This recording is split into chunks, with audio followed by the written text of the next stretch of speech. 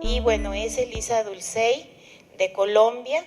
Ella me dice, yo soy Elisa Dulcey y tengo 75 años. Entonces, bueno, yo dejo este micrófono para que inicie con esta temática que nos va a compartir y bueno, en ese sentido empezamos. Perdón, soy Concepción Arroyo de Durango. Gracias. Gracias, Concepción. Connie. Yo soy efectivamente Elisa Dulcey, nací en Bogotá hace 75 años y desde 1968 he estado estudiando y sigo estudiando primero la vejez y luego el envejecimiento. Mi profesión es psicóloga y he sido durante varios años profesora universitaria en Bogotá, en la Universidad Javeriana, en la Facultad de Psicología y en la Facultad de Comunicación Social, porque me interesa mucho la comunicación y el periodismo. Gracias por estar aquí. Fundamentalmente, la pregunta... Claro, es que me voy a hacer del otro lado. Gracias. La pregunta fundamental que inicialmente, antes de organizar esta ponencia, me había hecho Verónica cuando me invitó, había yo pensado en algo que de todas maneras es una pregunta que nos hacemos y que podemos seguir haciéndonos incluso en esta conferencia. La pregunta tiene que ver en cómo viven, envejecen y llegan a la vejez las personas de diferentes regiones de América Latina y el Caribe, y pensemos ahora también, por supuesto, y específicamente en México y en Oaxaca como estado y como ciudad. Esa es una pregunta fundamental.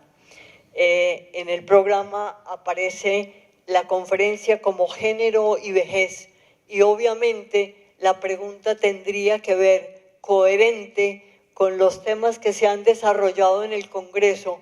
El primer día dedicado a los derechos humanos, el segundo día dedicado a la interculturalidad, la pregunta por los géneros y por las vejeces, porque entre más vivimos, más diferentes somos de las demás personas. Quizá, como alguien dice, cuando más nos parecemos unos a otros es cuando recién nacemos, pero nunca más nos parecemos tanto. Y las personas, contrario a lo que la sociedad de consumo y la masificación hacen, las personas más heterogéneas, más diferentes entre sí, somos las que más hemos vivido. Y sin embargo se habla de la vejez, de las personas viejas, de los viejos, de las viejas, como si todos fuéramos igualitos. Y somos, quiero insistir en esto, la población más heterogénea que existe. Yo vengo en nombre de la Red Latinoamericana de Gerontología. Es una red virtual que en este momento funciona, surgió hace 20 años en Uruguay y funciona en este momento en términos de coordinación en Chile. Yo soy corresponsal en Colombia, hay corresponsales en diferentes países de América Latina y del Caribe. Fundamentalmente, la Red Latinoamericana de Gerontología está interesada en mantenernos hasta donde eso sea posible en un mundo tan diverso y tan permanentemente cambiante, mantenernos actualizados en información relacionada con el tema de cómo vivimos y envejecemos las personas en América Latina y el Caribe. Hay información de verdad relevante e interesante. en el sitio web www.gerontología.org. También hay unos separadores que están al comienzo, al entrar a la reunión. También tengo el sombrero de CEPSIGER. CEPSIGER son las siglas de Centro de Psicología Gerontológica, que fue un grupo de estudio y sigue siendo un grupo de estudio que comenzamos en Bogotá en el año 1975 con ocasión de un congreso interamericano de psicología en el cual hicimos un simposio relacionado con la vejez. Básicamente es con la vejez. Fue con la vejez. Bueno, seguimos. Me parece interesante tener en cuenta algo y por eso puse el logo del Congreso en la mitad, porque ese cactus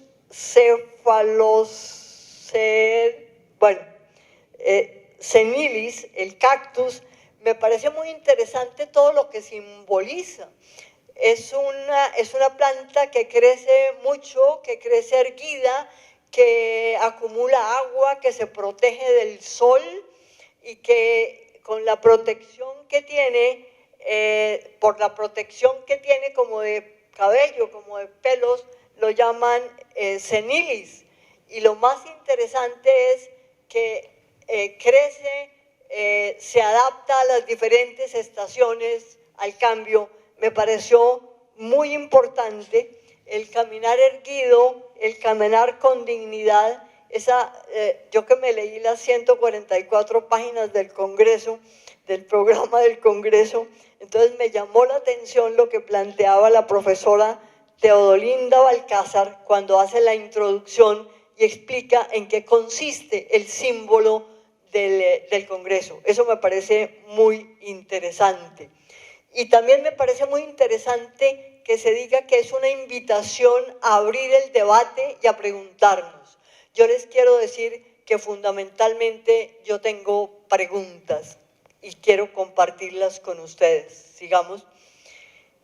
Como les decía, una pregunta fundamental es cómo viven, envejecen y llegan a ser personas viejas las mujeres, los hombres y las personas de las comunidades LGBTI,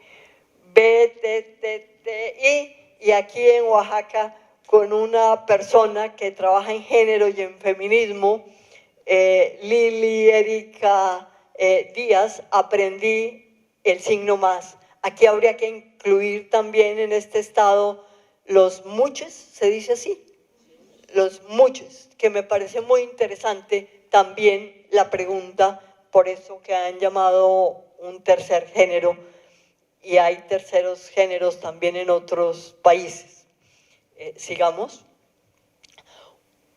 Y nos seguimos preguntando específicamente en cada sitio y podríamos detenernos específicamente en cada uno. Yo no sé cómo llaman en las ciudades aquí, barrios o sectores o zonas, porque los sectores o zonas envejecen, viven y envejecen, las condiciones de vida son distintas dependiendo de los espacios en donde yo viva, de con quienes comparto. Eso es muy interesante, teniendo en cuenta que, como decía un maestro Zen Thich Nhat Hanh, nosotros necesariamente nos construimos intersiendo, o sea, siendo con otras personas.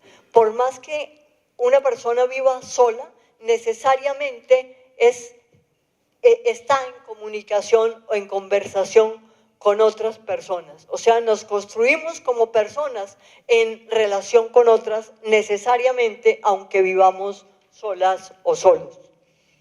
¿Sí? Y aquí siguen las preguntas.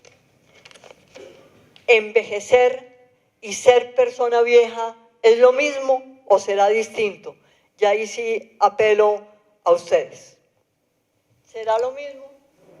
¿Envejecer y ser persona vieja es lo mismo? ¿Entonces es distinto? ¿Por qué será distinto envejecer y ser persona vieja? Envejecer es un proceso. Ajá.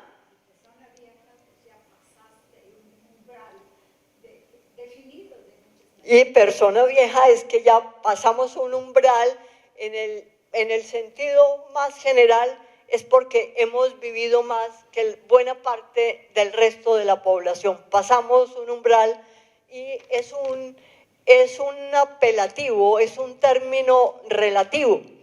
Desde hace mucho tiempo, como les digo, me mantengo averiguando, estudiando, leyendo y conversando, y me leí hace mucho tiempo un libro de Honorato de Balzac que se llama La mujer de 30 años. Y en la edición del libro hay notas que dicen que Honorato de Balzac, estamos hablando del siglo XVIII y XIX, si no recuerdo mal, Francia, cuando la esperanza de vida en ese momento y en ese país era de más o menos 45 años. Pues el biógrafo dice que a Honorato de Balzac le interesaban mucho las mujeres viejas. La mujer de 30 años a la cual se refiere Honorato de Balzac en su libro. Alguien me decía que si yo no tenía en cuenta que Honorato era misógino, quizás sí, pero independientemente de eso, Honorato de Balzac se refería a una mujer vieja. O sea, lo que quiero decir es que el término es relativo, es cambiante. Por ejemplo, sabemos que las personas que van a tener 60, 65, 70 o mi edad, 75 años en el 2050, obviamente están aquí. ¿Sí? Ya nacieron, yo no sé si han pensado en qué pasará, yo los voy a invitar a pensar en qué más adelante, en el 2030, en el 2050, en qué estaremos. Pero, ¿qué tanto nos hemos detenido a pensar en nuestra vejez o solamente en la vejez de los otros? A mí me preocupa mucho cuando hablamos de la vejez y nos referimos a la vejez en tercera persona. Las personas viejas son los otros, ¿cierto? Entonces la Convención de los Derechos Humanos es para los viejos, pero los viejos no tienen nada que ver con nosotros. Yo creo, esto también es ante todo una invitación a la reflexión. Envejecer es un proceso que se da a lo largo de toda la vida. No necesariamente equivale a deterioro o disminución. La vida es un intercambio constante de ganancias y pérdidas. Y el desarrollo y el envejecimiento, el desarrollo no lo entendamos como algo que crece, ¿sí? y como algo que son solamente ganancias, y tampoco hemos de entender el envejecimiento como necesariamente equivalente a pérdidas o a deterioros.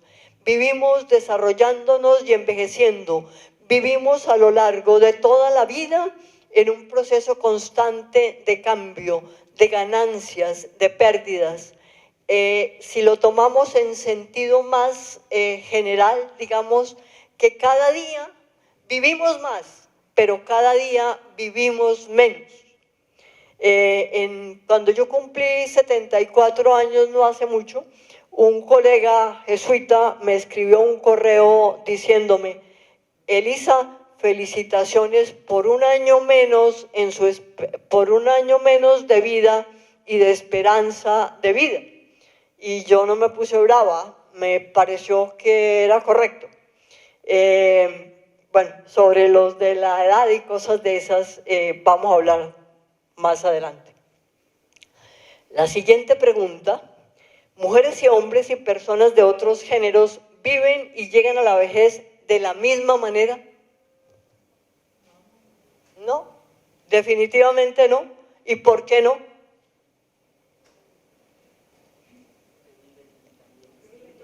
Porque viven distinto, viven en condiciones distintas, o sea, y somos, por supuesto, somos biología y cultura, pero cada vez, sin dejar de ser biología, somos cada vez más contextos y más cultura.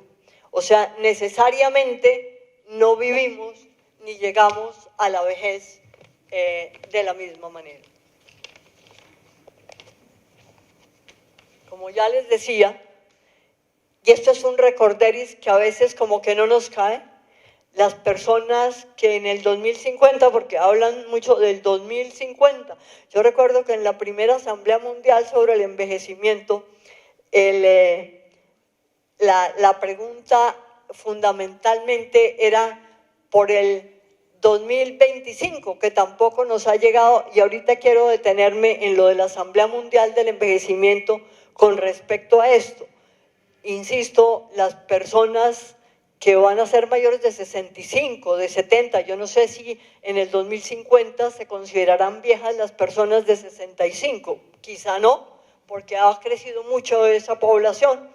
Entonces, fíjense una cosa histórica que a mí me parece muy interesante. En la década del 70, en Europa Occidental, se estaba preparando por parte de las Naciones Unidas la primera Asamblea Mundial, que fue en el año 1982, primera Asamblea Mundial sobre el envejecimiento. Pero si uno revisa la historia de la construcción de la primera asamblea, lo primero que se da cuenta es que esa primera Asamblea Mundial que estaba gestándose en Europa Occidental iba a ser una Asamblea Mundial sobre la vejez. Es muy interesante revisar esa historia. La primera Asamblea Mundial iba a ser sobre la vejez y se iba a llamar Asamblea Mundial sobre la vejez. Pero ve aquí que en la misma década del 70, alguien en esa reunión preparatoria, en Ginebra me parece, se le ocurrió, ¿y por qué en cambio de pensar solamente en la vejez, no pensamos en el proceso? Y ahí surgió que no fuera una Asamblea Mundial sobre la vejez, revisemos la historia, sino que fuera una Asamblea Mundial sobre el envejecimiento. Y a mí siempre me llamó que buena parte de las informaciones que nos llegaban y que entregaban se preguntaban por las personas viejas del 2025, en 1982, en la Asamblea Mundial que hubo en Viena, Austria, primera Asamblea Mundial sobre el envejecimiento y no sobre la vejez. Para mí eso sí es muy significativo y siempre me gusta insistir en eso cuando hablamos de envejecimiento y vejez, porque en casi todos los contextos donde se habla, parecería que se hiciera equivalente que las personas que envejecen son las personas que ya estamos llegando a la vejez o llegamos a la vejez y ya nos pasamos, ¿no es verdad? Y resulta que todos vivimos envejeciendo y para muchos se considera como una mala palabra. Yo quisiera reiterar en esto. Sigamos. Esta es una invitación. Ahora sí, por favor, es una invitación para trabajar entre todos. Yo también. Esto que les estamos entregando es algo que se inventó un demógrafo alemán a finales del siglo XIX y el señor se llamaba el señor Lexis y por eso se llama el diagrama de Lexis. Y el diagrama de Lexis a mí me parece que es una herramienta formidable para invitar a pensar a las personas y es la invitación que les estoy haciendo para invitarlas e invitarlos a pensar en ese diagrama. Ustedes van a encontrar referencia a los años vividos, a los años que hemos vivido. Entonces, en la primera parte, supongamos que esto se parece a algunas de nuestras pirámides como México, como Colombia.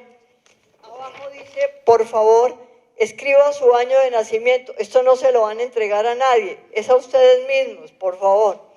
Escriba su año de nacimiento.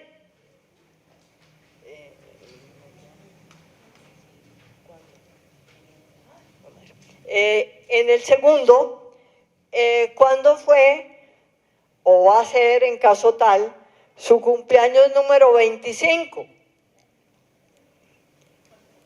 O sea, en el segundo dice, aquí dice el año en que nací, aquí dice cuando cumpla o cumplí 25 años, y aquí dice cuando cumpla, si no los he cumplido, en mi caso sí, 75. Entonces ustedes escriben el año de nacimiento, eso es para ustedes, a nadie se lo van a contar, o que no salga de América Latina, pero no lo vamos a recoger.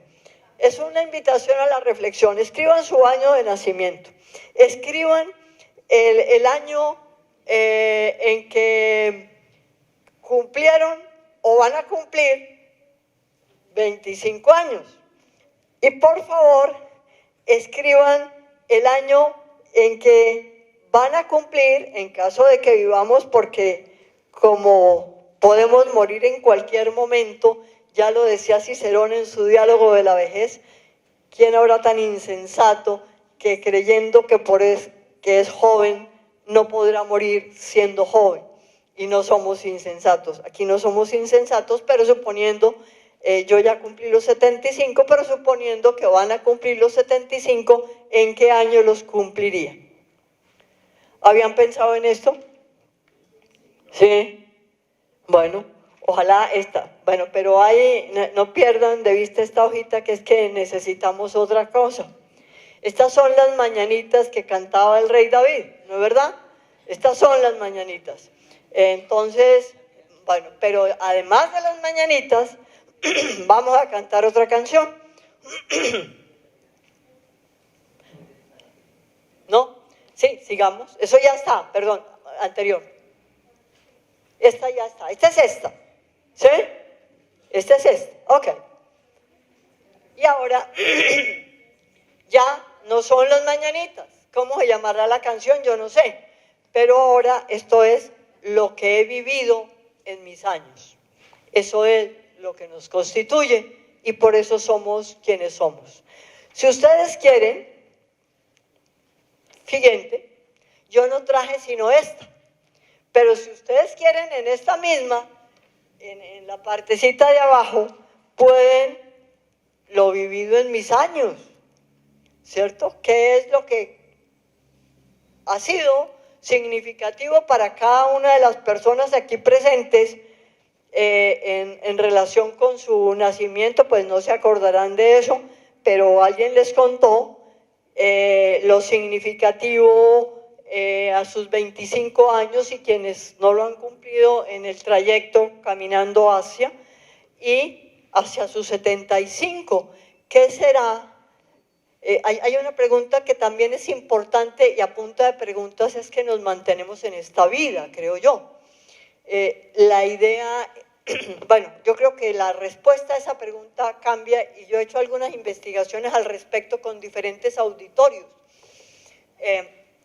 Una pregunta es, tiene que ver con esto. ¿Qué caracteriza a las personas viejas? Y hay gente que contesta, no vayan a creer que no. Y hay gente que, ayer nada más estaba yo caminando hacia acá con un colega y le dije, a mí me interesa mucho la investigación que sé que hiciste en relación con las representaciones de la vejez a lo largo de la vida. No se trataba de un estudio diacrónico, pero me dijo, pues, en términos generales, lo que yo encontré es pues que el decaimiento orgánico, es que la memoria, es que la soledad. Ajá. Y le dije, pero eso es per se característico de la vejez, o eso es más relacionado con el contexto en que vivimos. Esa es una pregunta que también yo les hago. Pero después de que yo suelo hacer la pregunta, ¿qué caracteriza a las personas viejas? Ustedes lo imaginan, si quieren lo escriben, pero la idea es, generalmente, hay una pregunta también interesante, que es, ¿y usted, cuando sea persona vieja, cómo se caracterizará? En este caso les quiero contar que el orden de los factores sí altera el producto. Hagan el ensayo, ¿sí? Por razones simplemente psicosociales. El orden de los factores sí altera el producto. Y generalmente la respuesta cuando la pregunta es, usted cuando sea persona vieja o más vieja de lo que es, ¿cómo se caracterizará? No se parece casi nada a la primera.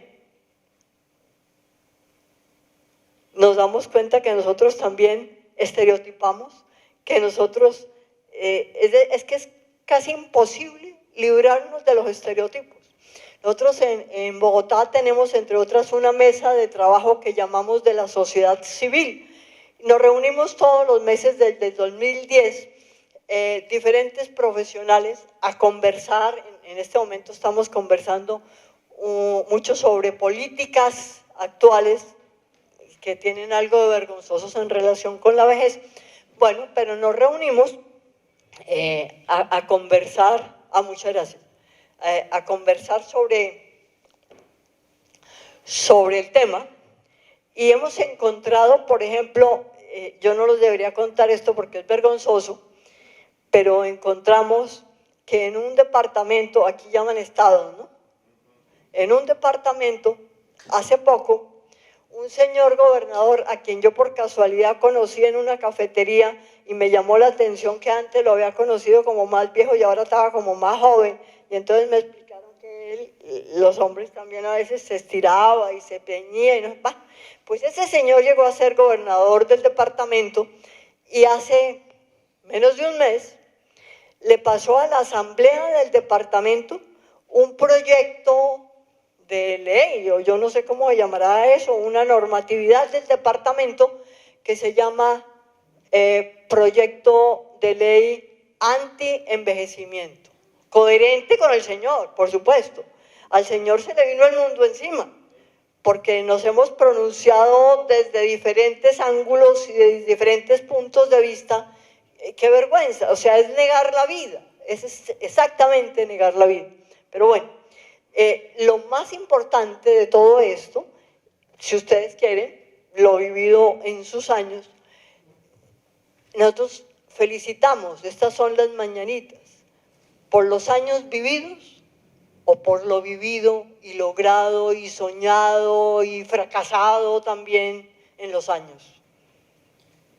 Esa es una pregunta importante.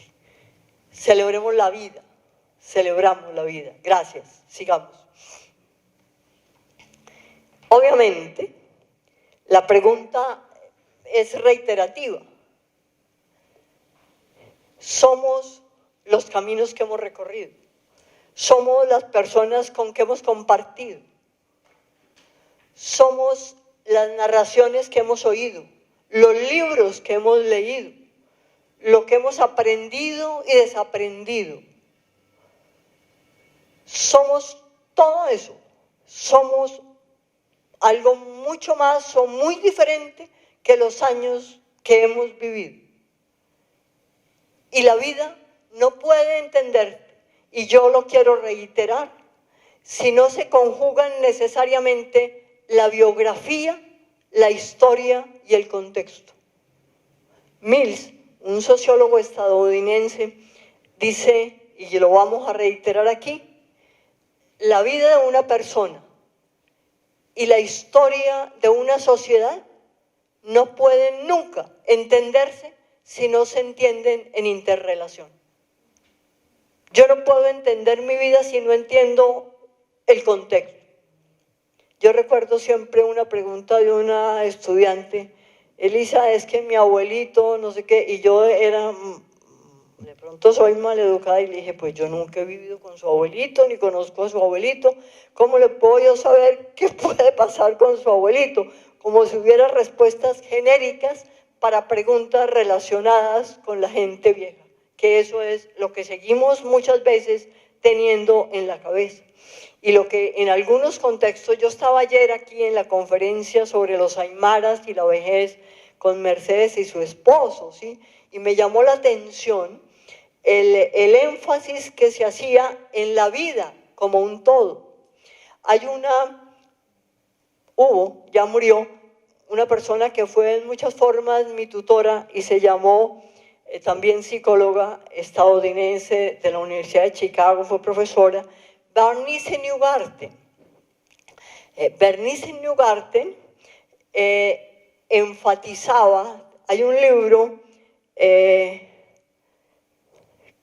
ahorita me voy a acordar, hay varios libros relacionados con Bernice, pero fundamentalmente hay un capítulo que ella escribe y dice, llegará un día, y espero que llegue pronto, en que no vamos a hablar ni de la gerontología, con el debido respeto, y yo me dedico a eso, ni la vida despedazada, ¿cierto? Porque nosotros despedazamos la vida, y si despedazamos la vida, pues entonces son pedazos diferentes, y con mucha razón, la vejez es un mundo aparte que no tiene que ver con la vida anterior.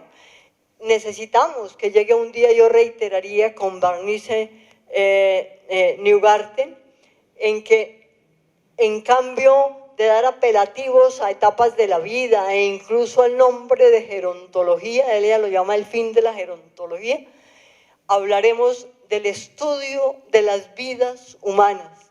Yo recordé muchísimo eso, sobre todo ayer, escuchando a Mercedes y a su esposo. Es que allá no existe, entendí que nos decían, denominaciones de las etapas de la vida. Sigamos. Eso ya lo he insistido. Ni la biografía de un individuo, ni la historia de una sociedad, cualquier sociedad que ella sea, pueden entenderse si no se consideran en conjunto. Y lo que para unas personas puede considerarse, entre comillas, patológico o anormal, en otras se considera como lo más usual o lo más acostumbrado en esa sociedad. Yo siempre recuerdo, y ayer lo compartía con algunas personas, que la primera vez que estuve yo en México fue en 1977 en Amecameca, que me decían que nació Sor Juana Inés de la Cruz, en Amecameca, en una reunión con un psicólogo que se llamó Carl Rogers, un psicólogo humanista, y después me fui a Estados Unidos unas semanas y llegué a la casa de unas personas cuyo hijo mayor debía ser 18 años, la mayoría de edad en ese momento, y yo supe el día anterior que Adriano, que así se llama, cumplía la mayoría de edad, pero lo que más me llamó la atención fue que esa noche le preguntó a sus papás si él podría dormir el otro día en la casa. Esa pregunta me llamó muchísimo la atención, muy alejada de nuestras costumbres, ¿no es verdad? Pero entonces hice yo otra pregunta en privado a la mamá y le dije, yo quiero traerle un regalito a Adriano, ¿me puedes hacer el favor de sugerirme un regalito para Adriano? Y la respuesta fue una ollita, ¿sí se dice así? Una vasija para cocinar. Claro, yo llegué con la vasija, pero eso no se me olvida nunca, ¿cierto? Eso nunca lo hubiéramos preguntado, me parece que en México o en un país de América Latina. Y eso es como lo más habitual, ¿cierto? Y le preguntaba yo a una colega que trabaja en Londres en terapia familiar y le decía, ¿cuál es el caso que más le llega? Que los hijos no se quieren ir de la casa. Bueno, sigamos. Si no entendemos biografía con contexto, no entendemos nada. Y la pregunta que nos seguimos haciendo, y quiero reiterarla por todos los estereotipos que seguimos teniendo acerca de las personas viejas, es ¿qué tanto importan los contextos en que vivimos? Yo me estoy preguntando, yo supe por primera vez de los muchos por un programa que vi en la televisión, en Deutsche Welle, pero sé que también hay ese tipo de tercer género en otros países del mundo. No recuerdo en cuáles, pero sí. Y la pregunta que yo me hacía, por ejemplo, cuando llegué aquí, es, hay un territorio específico en Oaxaca donde ellos viven específicamente por mucho tiempo hace. No sé, yo me pregunto, porque debe haber estudios al respecto, ¿habrá discriminación en ese territorio y qué tanta puede haber, o habrá más bien consideración y respeto por esas personas? Pero en otros contextos son discriminadas. ¿Y por qué las personas que consideramos de distinto género, enfatizando, no se nos olvide que género es una construcción sociocultural ajena a la biología, no se nos olvide, pero que de todas maneras mantenemos y nos regimos por eso como si fueran leyes determinantes, y nuestras discriminaciones tienen que ver con nuestras creencias? Entonces, dependiendo de los contextos de la historia, la vejez es una construcción histórica contextual. En la primera conferencia escuchaba yo a Mónica Roqué y a Adriana Rovira, y en algún momento Adriana dijo: se nos olvida que la vejez, claro, la vida entera, es además una circunstancia política, es una circunstancia política. Es que todo lo que tiene que ver con la vida humana es una circunstancia política y no solamente una circunstancia vital. Es biografía socioeconómica, política, geográfica, etcétera, etcétera, y no solamente biología, y no solamente el cumpleaños. ¿Y qué nos dicen los contextos? Sigamos. Este es un ejemplo, pero eso no es para nosotros la campana. Este es un ejemplo con son unas pirámides que encontré en una publicación del Fondo de Población de las Naciones Unidas referida a Colombia. Pero lo que quiero decir, cuando se vea tan poco, es que las de este lado,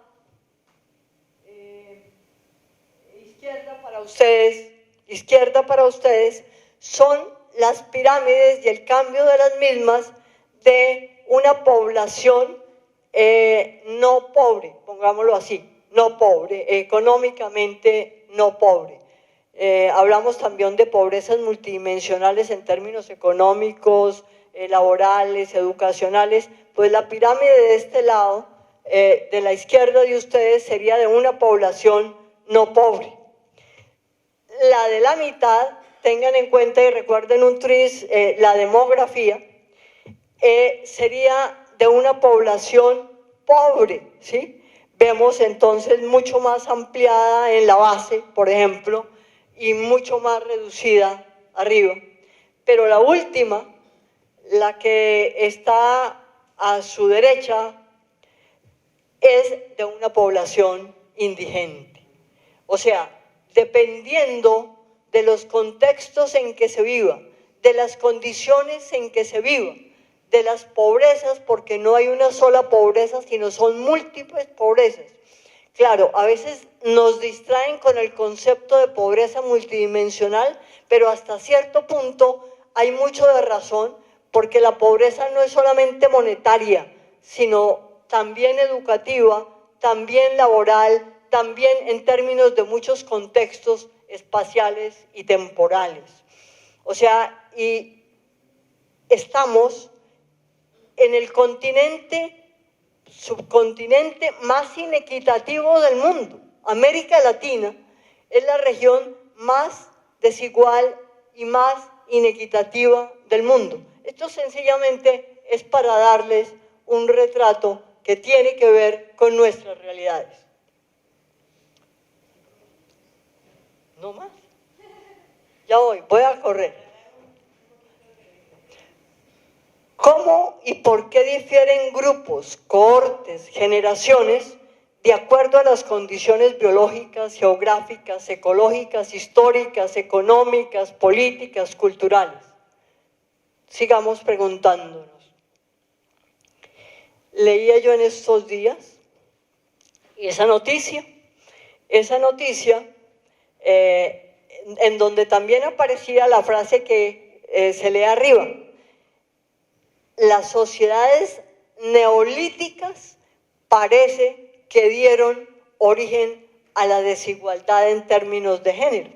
Y esta es una investigación de una persona en España, en la Universidad de Valencia, si no estoy mal, no, en la Universidad de Sevilla, si no estoy mal, el nombre de la persona estudiante en la Universidad de Sevilla, es que ella se quiso preguntar desde la historia y desde la antropología, ¿desde cuándo en la historia existirían las desigualdades de género? Y ella dice una cosa muy sensata: generalmente uno echa para atrás y llega al Imperio Romano, pero el Imperio Romano es aquí nomás comparativamente hablando, y en el Imperio Romano ya sí que estaba establecido el asunto, ¿no? Entonces por ahí no es. Entonces parece que ella lo que hizo fue investigaciones de costumbres reveladas en lo que encontró, en los entierros, etcétera, etcétera, y ella dice que en el Paleolítico, por ejemplo, como que no se notaría que había diferencias, pero no desigualdades, ¿sí? Pero que más adelante, como quien dice, cuando va surgiendo cada vez más sapiens, el Homo sapiens, entonces empiezan a notarse las desigualdades. Me llamó la atención eso un poco, claro, la noción de género es algo muy nuevo entre nosotros, es decir, esa concepción, pero esa pregunta me parece muy válida, ¿cierto? Y esculcar en la historia me parece también muy importante. Allí, imagínense esto, yo no sé ustedes qué piensan al respecto, pero también, y en 2 minutos que me queda, las inequidades de género se resolverían o se cerrarían, se terminarían en 217 años. ¿Cómo les parece? No sé en qué basa su cuenta, María Adelaida Perdomo, una compatriota mía que hace parte de, no sé si se dice Equales, que es un movimiento que tiene que ver con el género. Aparece también ahí la dirección. Pues si ustedes quieren, ustedes se pueden llevar, si les permiten, esta presentación, por supuesto. Y hay también informes sobre brechas de género, ahí aparecen las informaciones. Bueno, yo ya he insistido en eso, los efectos diferenciales del vivir, envejecer y las condiciones en que vivimos. Las pobrezas, las desigualdades, las inequidades no son propias de ninguna, entre comillas, etapa de la vida, si encasillamos la vida. Pero, sin embargo, se acumulan con frecuencia a lo largo de la vida de las personas que viven en condiciones precarias y, sobre todo, se acumulan con mayor intensidad en la vida de las mujeres viejas. Sigamos.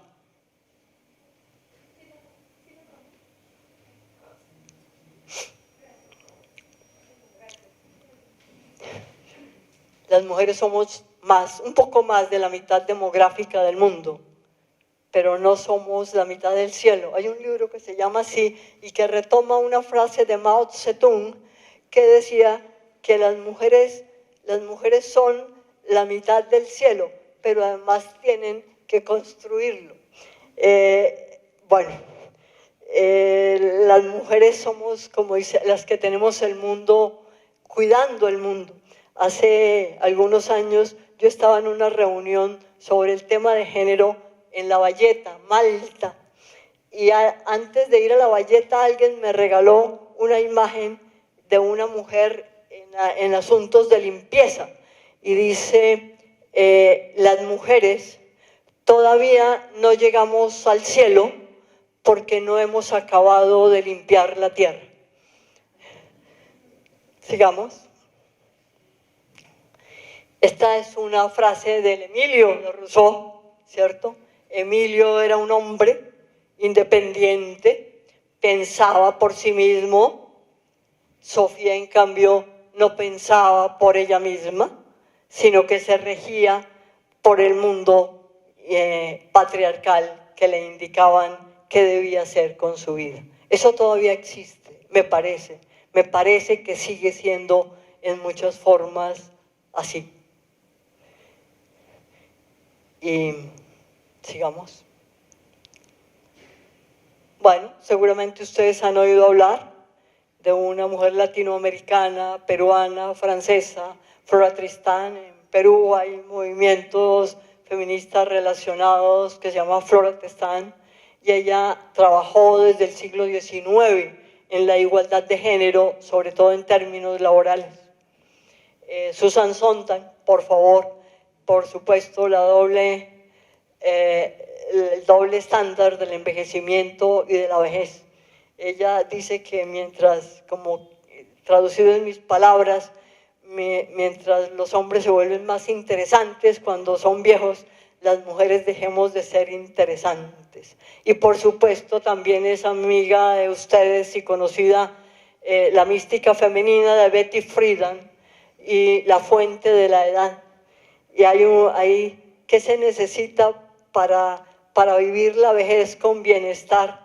Y traducido en mis palabras, Betty Friedan dice dos cosas: la posibilidad de ser autónoma, uno, y segundo, la posibilidad de tener redes sociales e intimidad. Y al hablar y pensar en la juventud que tanto alabamos, dice, más que buscar la fuente de la juventud, ¿por qué no buscamos la fuente de la vejez? Que implicaría valorar la vejez en sí misma y sus significados. No se les olvide, estas son las mañanitas, pero ¿qué es lo que he vivido en esas mañanitas? Sigamos, por favor.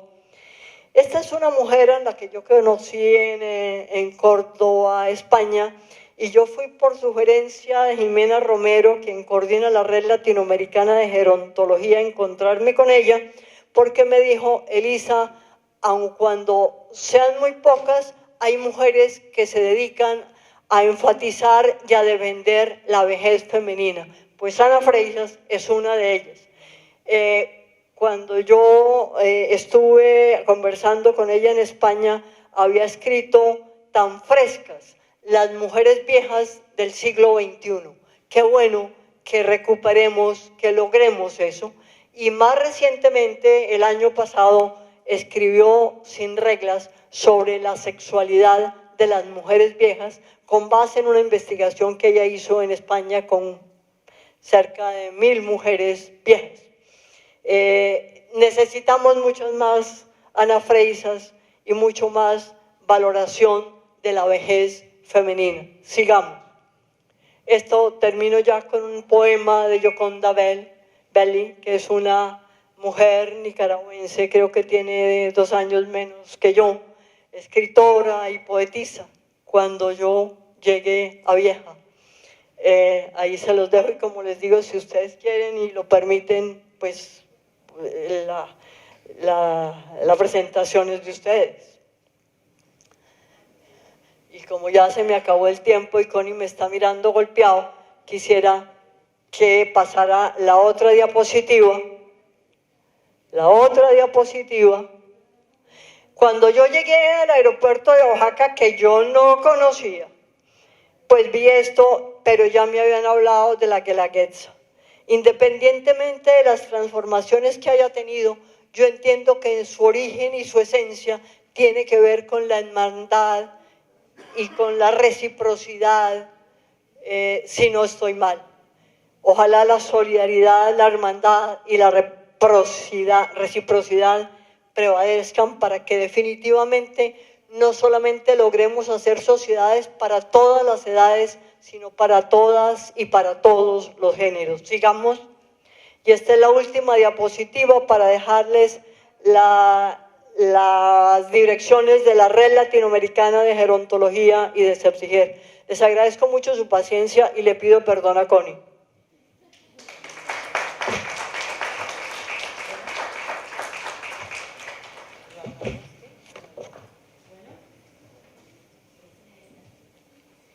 Bueno, muy interesante siempre en este congreso y en muchos creo, siempre quedarnos con esa insatisfacción del tiempo, ¿no? Definitivamente es muy enriquecedor y nos quedamos siempre con el interés y las ganas de seguir compartiendo.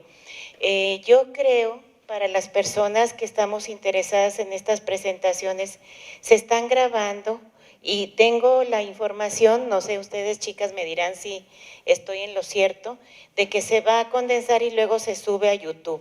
¿Sí? Entonces, en un tiempo corto, en lo que hacen la edición, así ha pasado con otros congresos, luego todos estos materiales se comparten en YouTube por parte del SUYEF.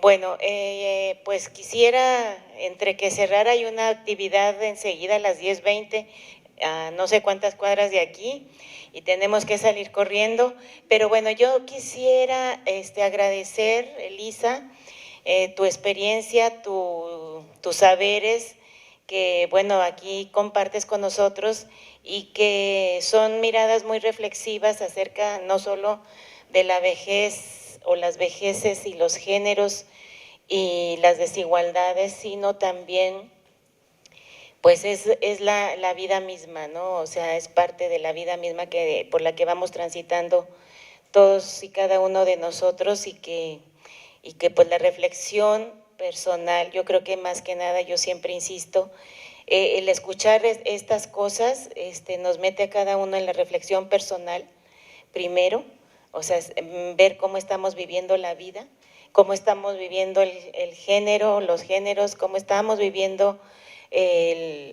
la vejez o transitando. Y creo que esta inquietud de seguir reflexionando es lo que nos lleva a hacer los cambios necesarios, las transformaciones necesarias y bueno, seguir caminando juntos. Tenemos los correos. Yo creo que una cosa bien interesante. ¿Pregunta o comentario? No sé. ¿Sí?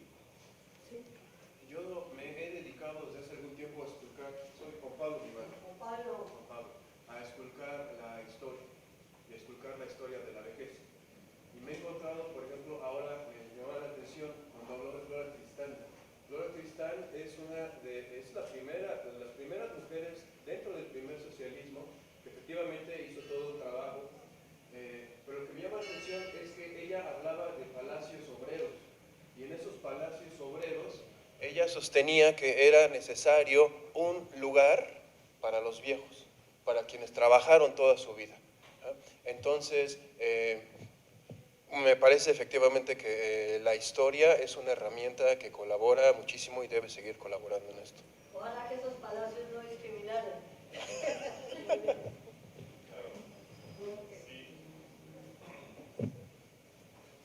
Bueno, de repente escucha uno estos análisis demográficos en donde cada vez vamos a ser más personas mayores en el mundo y se aborda con una perspectiva de susto a propósito del deterioro que implica la vejez y de la necesidad de atención y de la serie de problemáticas.